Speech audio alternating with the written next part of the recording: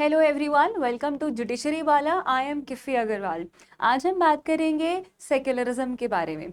जैसा कि आप बोर्ड पर देख पा रहे हैं, all religions are equal and we have no particular religion of any state.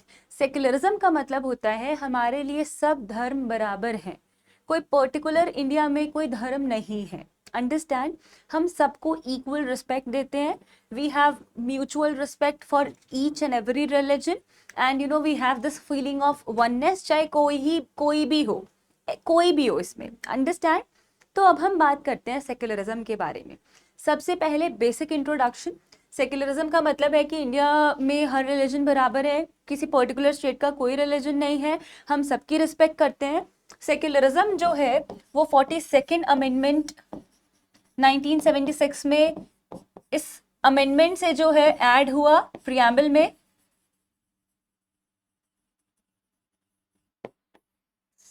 ये वर्ड सेक्युलरिज्म जो है ऐड हुआ।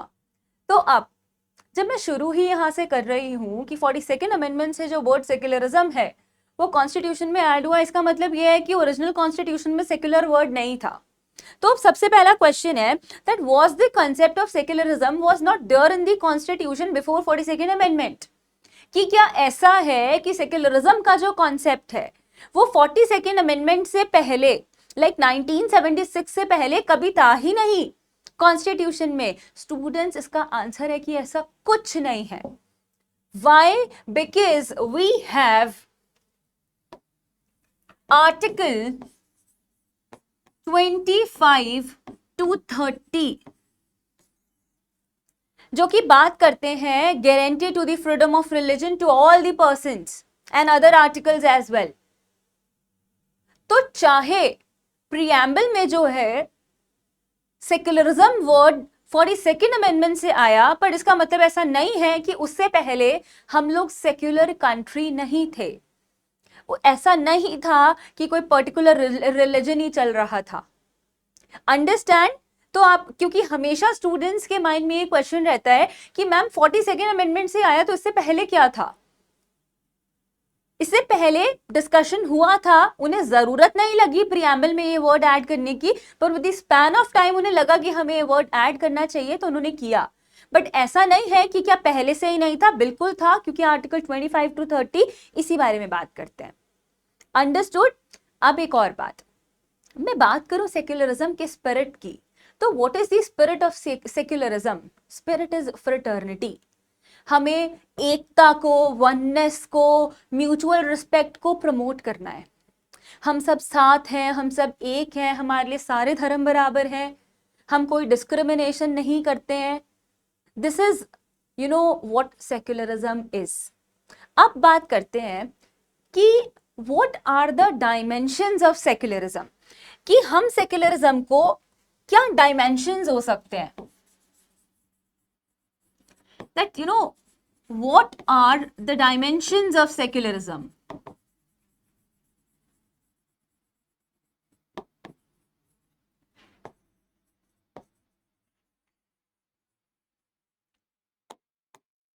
मैं आप लोगों के लिए सेक्युलरिज्म को दो पर्सपेक्टिव्स में डिवाइड करना चाहती हूं, dividing it into two perspectives.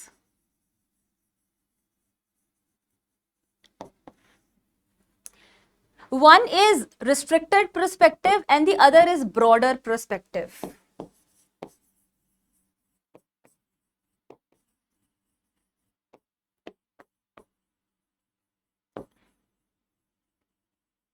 Restricted perspective and the other is broad perspective. आप सोच रहे हो मैम ये क्या है? अब बिल्कुल बताऊंगी मैं आपको कि ये क्या है। कि सेक्युलरिज्म जो है हम उसे दो नजरिए से देखते हैं, एक इसका रिस्ट्रिक्टेड अप्रोच है, एक इसका ब्रॉडर अप्रोच है। तो अगर मैं बात करूं सबसे पहले रिस्ट्रिक्टेड अप्रोच की, तो मैं रिस्ट्रिक्टेड अप्रोच को 3 सब पार्ट्स में डिवाइड करूंगी।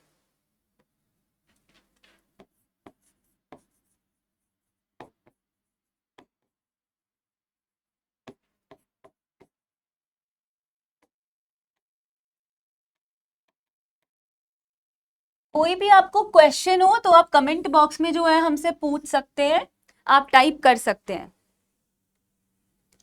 सबसे पहला है that state has no religion of its own.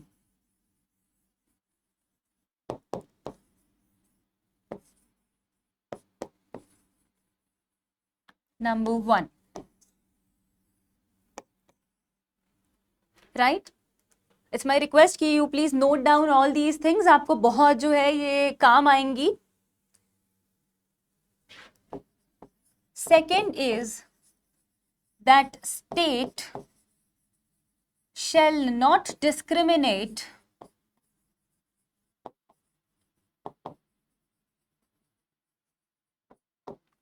between persons on the basis of religion।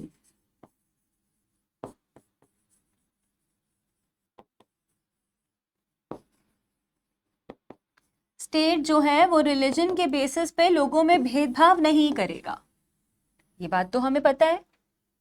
And the third is equal freedom to all the religions.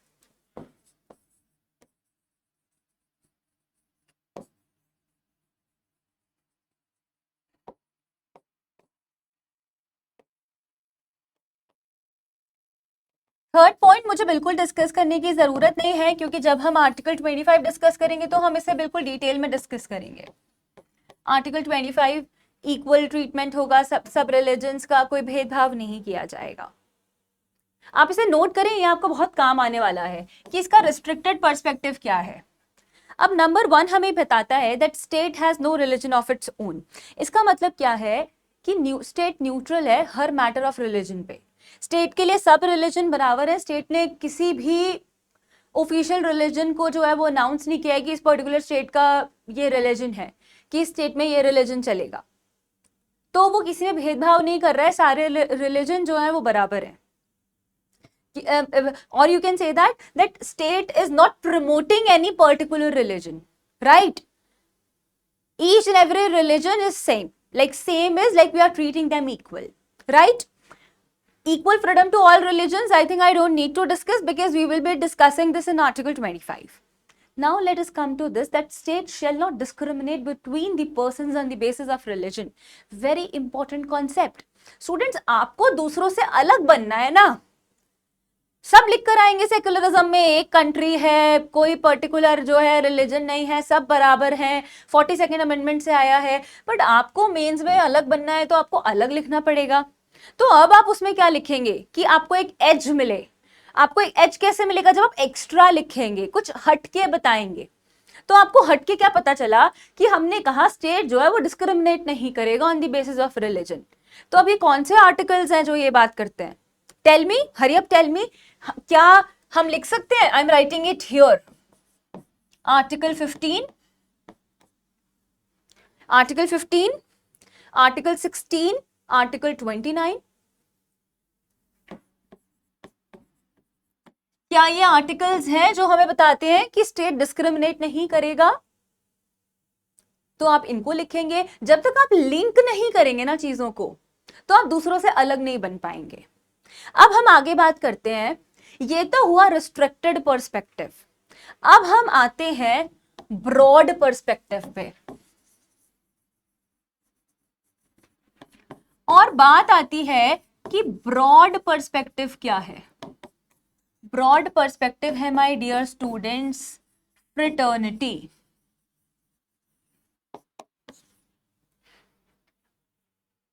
Mutual respect, that feeling of oneness, everyone is equal, each and every religion is same, we are not discriminating. Broader perspective, सब बराबर है, feeling of oneness है, unity integrity of nation है, कुछ भी अलग नहीं है। और आपको एक और बेहद इंटरेस्टिंग बात बताऊं, that secularism is in the state of mind students। Secularism कुछ नहीं है, सेक्युलरिज्म स्टेट ऑफ माइंड है, क्योंकि it cannot be compelled to be secular. आप अगर एक स्टेट प्रमोट करेगी वननेस को, म्यूचुअल रिस्पेक्ट को, it is all feeling, it is all in the state of mind, right. अब मैं आपके साथ एक बहुत इंपॉर्टेंट केस डिस्कस करना चाहती हूं। That is Aruna Roy versus Union of India.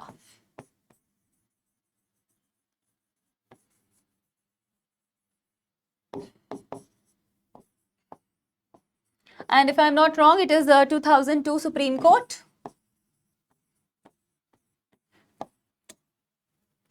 Students, इस केस में क्या हुआ ना कि इस केस में चैलेंज किया गया कि एक पर्टिकुलर गवर्नमेंट जो है वो सैफ्रनाइजेशन इज हिंदुइज्म को प्रमोट कर रहे हैं। उन्होंने एक क्वेश्चन रेस किया कि एनसीईआरटी की टेक्स्ट बुक्स में आप चैप्टर ऐड करा रहे हैं जो है हिंदुइज्म को प्रमोट कर रहा है। उन्होंने इस चीज को चैलेंज किया और उन्होंने कहा कि ये सेक्युलरिज्म के अगेंस्ट है क्योंकि आप एक पर्टिकुलर रिलीजन को जो है वो प्रमोट कर रहे हो। तो हमारे सुप्रीम कोर्ट ने बड़ा ही शानदार डिसीजन इस केस में दिया और उन्होंने बहुत ब्यूटीफुली, माय डियर स्टूडेंट्स, बहुत ग्रेसफुली इसको जो है, इस कॉन्सेप्ट को जो है वो एक्सप्लेन किया। उन्होंने हमें बताया कि ऐसा नहीं है कि एनसीईआरटी की बुक्स में रिलीजियस चैप्टर्स को ऐड करना, फिलोसफीज को ऐड करना is promoting Hinduism. Absolutely not. हम रिलीजियस फॉर्म्स को या फिर आप कह सकते हो हम रिचुअल्स को प्रमोट नहीं कर रहे हैं, that how to promote these ritual, how to perform these rituals. हम प्रमोट किसे कर रहे हैं? We are promoting religious fraternity. हम रिलीजियस वैल्यूज को प्रमोट कर रहे हैं, ना कि हम रिलीजियस रिचुअल्स को प्रमोट कर रहे हैं। तो सुप्रीम कोर्ट ने बहुत शानदार तरीके से इस बात को कहा that since the religious values and principles of the religions are being taught in the NCERT books with the help of NCERT books. So we are not doing anything wrong. We are promoting secularism. So it is not anti-secular. उन्होंने कहा हम किसी ritual को promote नहीं कर रहे हैं, हम रिलीजियस वैल्यूज को प्रमोट कर रहे हैं, रिलीजियस प्रिंसिपल्स को प्रमोट कर रहे हैं। तो ये सेक्युलरिज्म के अगेंस्ट नहीं है। It is not against secularism, right. अब एक और बात आती है, हम कहते हैं कि हमारा फ्रीडम ऑफ रिलीजन है, हम डिस्क्रिमिनेट नहीं करते हैं। तो ऐसे बहुत सारे प्रिंसिपल्स जो हैं वो सेक्युलरिज्म पे दिए हैं। उन्होंने कुछ कैरेक्टरिस्टिक्स बताई हैं सेक्युलरिज्म की। We have one very famous landmark case and the name of the case is SR Bommai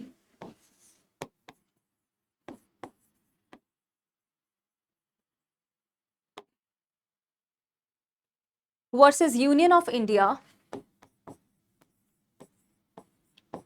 It is of 1994 Supreme Court.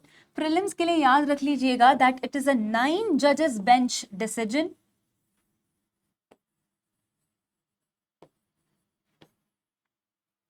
Nine जजेस बेंच ये डिसीजन है, वो पूछ लेते हैं कभी कभी। कोर्ट ने इस केस में सेक्युलरिज्म की कुछ कैरेक्टरिस्टिक्स बताई। I am reading it for you. If you want, you can note it down, that secularism is a mutual tolerance with mutual respect between various religions. What they are saying secularism is a mutual tolerance with mutual respect between various religions. सबसे बड़ा characteristic है ये कि वो हमें कहते हैं कि सेक्युलरिज्म कुछ नहीं है, सेक्युलरिज्म एक म्यूचुअल रिस्पेक्ट है। हम सब रिलीजन्स की जो है वो रिस्पेक्ट करते हैं और हम बिल्कुल भेदभाव नहीं करते हैं। Second, state has to take steps to ensure equal protection to all the individuals irrespective of their religion. इस केस में सुप्रीम कोर्ट ने कहा कि स्टेट को जो है वो ऐसे स्टेप्स लेने चाहिए कि वो प्रमोट करे कि सब रिलीजन बराबर हैं, कैंप्स लगाए, विलेजेस में लोगों को इस चीज के लिए अवेयर करे। Next is, state plays a proactive role in order to promote religious fraternity and mutual tolerance. State का ही सबसे बड़ा रोल है, state ही प्रमोट करेगी।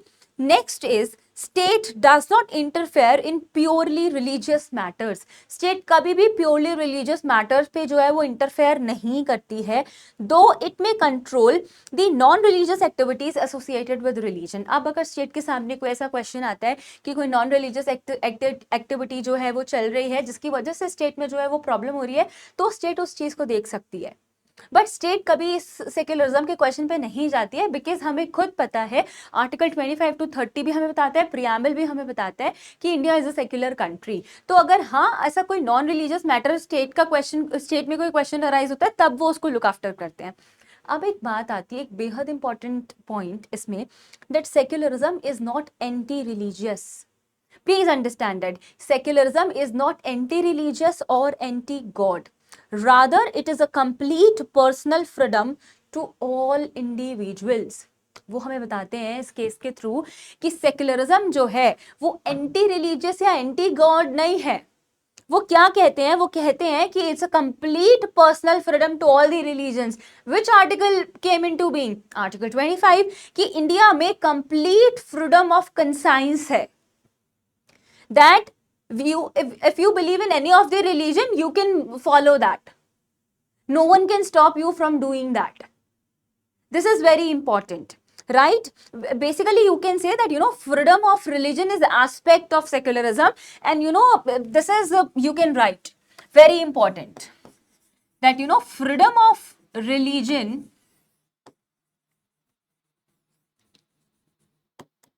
is aspect of secularism. आपके पास इंडिया में फ्रीडम ऑफ कंसाइंस है. आप कुछ भी, जो रिलीजन चाहे आप फॉलो कर सकते हैं. इस स्टेट में कोई पर्टिकुलर रिलीजन नहीं है जिसको हम प्रमोट करते हैं. नेक्स्ट इज दैट हम एक डेमोक्रेटिक कंट्री हैं, तो हमें जो है आपको याद रखना है that we are multi religious society. Understand, We are multi-religious society. तो अब हमने इन केसेस के थ्रू और हमने इस छोटे से कॉन्सेप्ट में क्या जाना कि सेक्युलरिज्म के दोनों पर्सपेक्टिव्स हो सकते हैं, ब्रॉडर भी और रिस्ट्रिक्टेड भी. अगर मैं बात करूं इसके अल्टीमेट स्पिरिट की, दैट इज फ्रेटर्निटी. सब बराबर हैं, कोई पर्टिकुलर रिलीजन को हम प्रमोट नहीं करते हैं. हमें जो है as a state mutual respect और वननेस को प्रमोट करना है. So what is secularism? Secularism is nothing but that all religions are equal and we have no particular religion and we are not promoting any one particular religion, and we have freedom of conscience. We can follow, we can take any religion. Right? I hope this concept is clear to you. And one more thing, बहुत detailed discussion हम इसके offline batches में करेंगे. We have good amount of cases which we will discuss in this topic. So ऐसे concepts को जानने के लिए जुडिशरी वाला का ऑफलाइन बैच जो कि मुखर्जी नगर में लॉन्च हो चुका है, उसे ज्वाइन कीजिए और इन कॉन्सेप्ट्स के साथ जुड़े रहिए. Thank you so much. Take care.